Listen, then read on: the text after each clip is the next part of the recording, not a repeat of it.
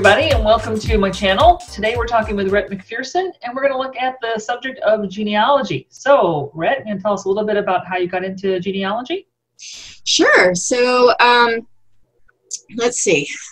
It was right after I got out of high school, and I was kind of needing a hobby that I could really just throw myself into, because I'd just gotten out of a really bad relationship and I needed something to just focus on. And so that's kind of how I got into that. But it started earlier though with my my grandmother she was very proud of being French, and she used to always talk about her dad and how he owned this lead mine and, all this kind of stuff. And so I was just fascinated with the stories, fascinated with old pictures. And so, one thing led to another, and, history was my major in college. So it just kind of seemed like the natural progression for me is, since I loved history, the natural progression would be to find out my own history.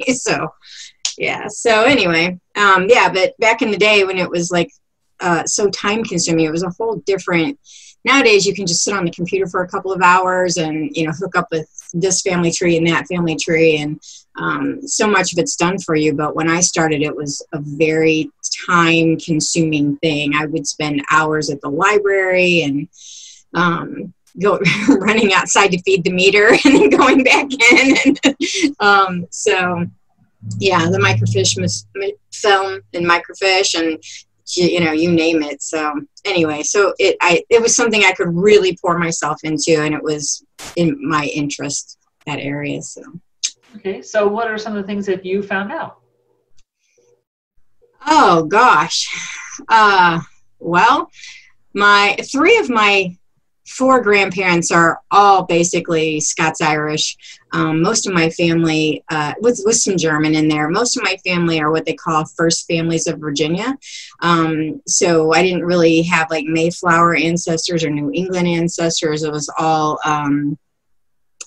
mostly Virginia. And they would kind of come in, to Pennsylvania, Maryland, North Carolina, but it was mostly Virginia. And then my dad's mother is the only one whose family tree is a little bit different, and she is mostly French Catholic, and so her family tree is quite a bit different than the rest of the family trees. But so yeah, some of my ancestors were the founding members of Germantown, Pennsylvania. They were Mennonites in the 1660s, 1680s. I have a lot of Civil War ancestors on both sides. So I guess that's you're at war with yourself, I guess. But yeah, so one of my Civil War ancestors actually was a Confederate, and he got halfway through the war and realized that if they lost, he wasn't going to get any kind of pension or anything, no veterans benefits at all. And so he switched sides. So we knew that his future was important to him. More than being from Virginia. Yeah. And actually I had a couple of ancestors that were in what they called the Yankee Chasers and Confederates, and they were some of the last ones to hold out. After the war had ended, they were still raiding and stuff, and they were originally from what's now West Virginia. So yeah, it was pretty interesting people. And I have another ancestor who he decided he was just done, so he just left the war completely, but he took his shoes off and put them on. He didn't put them on backwards, he tied them to his ankles, and so that it would look like he was walking in the opposite direction. So they wouldn't follow him. That's one of my favorite stories ever.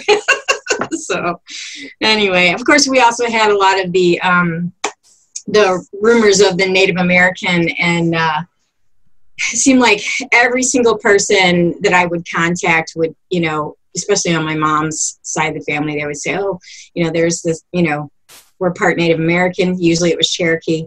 And nobody ever had any proof of it. And so I think some researchers kind of got upset with me because I kept demanding proof, which, and they never could prove it. And then, but the rumor was so strong in my family that in 1910 the government had the Trail of Tears compensation, where like if you could prove that your ancestors were part of the Trail of Tears, you got some kind of monetary compensation.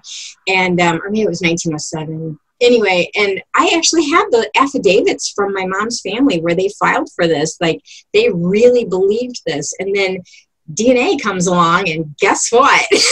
There's none. No Native American at all. I am like 96% Northern European, and then the rest is Southern European and Neanderthal. So, which is just pretty funny, because I've had numerous cousins be like, I was told I was half this and half that. And I'm like, well, sorry, but the science doesn't lie. Yeah, the DNA tests are something that's been kind of cool coming up. I managed to get my father and my mother's brother to do it so I could get the Y chromosomes before we lost any, male members of the family that had those Y chromosomes.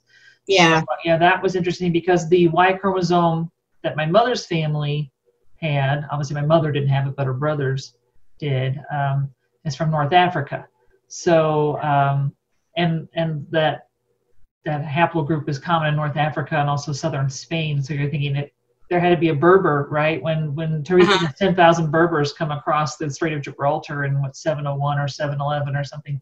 Right. Like my ancestor was in that 10,000 somewhere and settled in Spain, right? And so you don't have, particular proof of who that person was, but it seems like there had to be somebody, right? Because or that haplogroup wouldn't have jumped over the Strait of Gibraltar from Africa. Right. So usually, since I hate the cold, I usually, joke that's my African ancestors who are, wanting me to go back to the Sahara or something. Because I hate the cold so much. But you do find out interesting things. I did have several times great-grandmother who came over in the year without a summer, 1816, with like the seven youngest of her like 15 kids. So I'm assuming the others were all married, and so didn't come. And her daughter wrote like some memoirs, and someone found them and transcribed them. Cool. And they kept referring to this one particular kid of hers as the black sheep of the family, and you're like, wow, what did this guy do? Is he a horse thief, or did he kill somebody or something? I mean, no, you keep reading on, and he was a Presbyterian, and the rest of them were all Methodists. So, that's all it took, really.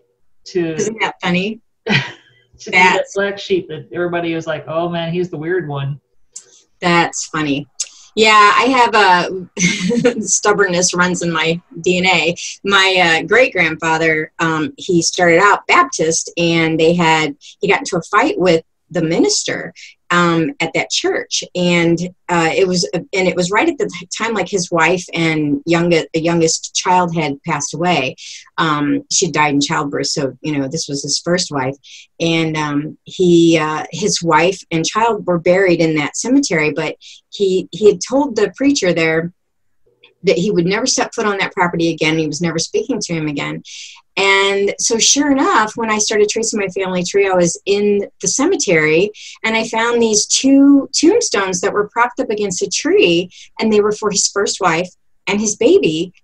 And he never went back to put their tombstones on their grave. That's how like angry he was with this man. So now there are these two tombstones at this other cemetery that the bodies aren't there. So, because he remarried and had more kids, and so I just moved him over with him and his second wife anyway, just to have them grouped together. But they're not buried there; they're buried somewhere else. So you never know, man, what thing will cause people to have such a strong feelings over something. And I guess a Presbyterian was just too much for them. So.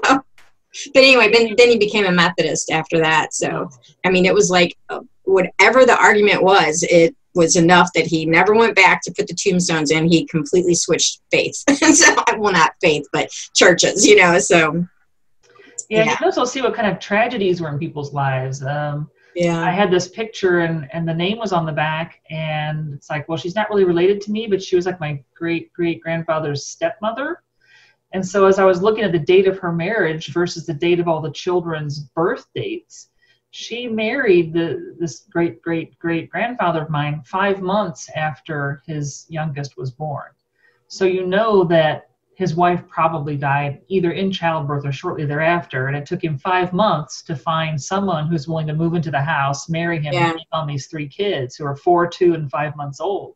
Yeah. You know? And you just think, what kind of life do you have that puts you in a situation where some farmer needs someone to take care of the farm and the house and these 3 children, and you're like, that's my best option, you know? Yeah. Because 5 months after being bereaved, you know, there wasn't like this probably was a romantic attachment or something. No, this is like a business transaction. Right. You know, I need someone to go to the house and take care of these kids. Yeah. I actually wonder about that as well. I have I guess it's my great grandfather. I could never find him in any of the census records. And it was in, I guess, Western Kentucky at the turn of the 18th, 17 into the 1800s, so not a huge community, it was very much still wild, in that area. And just could not find any clue to his parents at all. And I assumed that I would probably never know. It's just pretty much had written that off. It was a big brick wall. And the internet actually helped me bring down that brick wall. It was, I had posted on, I guess it was Gen Forum. This was like back in the early aughts, and some guy replied to me and he said, he goes, well, I think I can help you. And he had a family Bible, and it totally, that family Bible just opened up everything, and that was exactly the same situation. His dad died when he was like 2 months old, and his mom like remarried within a month or two. And so from then on, he was listed with his stepdad's last name until he got old enough, and then he took his actual last name back, so while his last name was Keith, and so while that's who he really is, and that's who he is in his later years, but for those first till he was 20, he went by his stepdad's last name, which was Rhodes, I guess. So that's why I could never find him. I would have never found him if it had not been for this family Bible. And it just kills me when you think about all the Bibles that just got thrown out, because people were like, oh, that old thing, So, but yeah, same thing. She just had to be frantic, to find a husband on the frontier at that period with this small child. Yeah.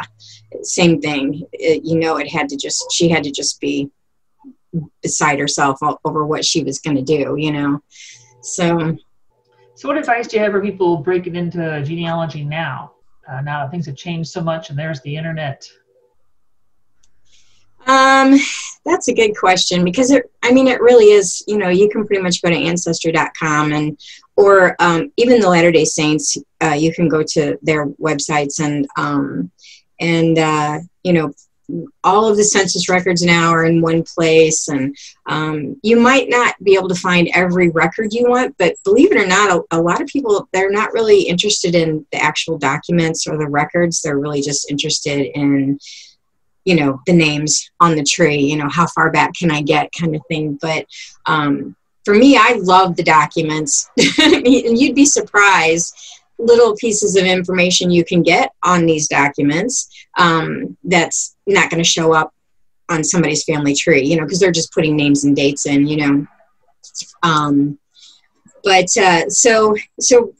my advice would be back it up with, if you have the time, actually try to get the actual records if you can, because and scan them and put them in your computer, because you also never know when you're going to come across. I have seen this time and time and time again where people, they get on Ancestry and they find Joe Smith and, oh, it's the same state. This has to be my Joe Smith. And they connect, they take all that information off this family tree that's already done and put it on theirs. And they don't double check it. And then, come to find out it's not the same one, or it's wrong information, or that's why if you can get the actual documents, it's so important. And a lot of, like, Illinois has all of their marriage records are searchable. You know, for the state of Illinois, their archives are all on. Not all of them are like that, so you are going to have to write a couple actual letters probably, or show up in person. You know, oh, sorry about that motorcycle going by. But so yeah, my advice would be use everybody else's research as maybe an outline, but then still do your own. You know, so. Okay. Well, thanks for joining me for this episode. And You're welcome. If you've enjoyed this, then please hit like and subscribe and that bell notification button so you will know when I put up more videos, and we'll see you later. Bye-bye. Thanks for having me.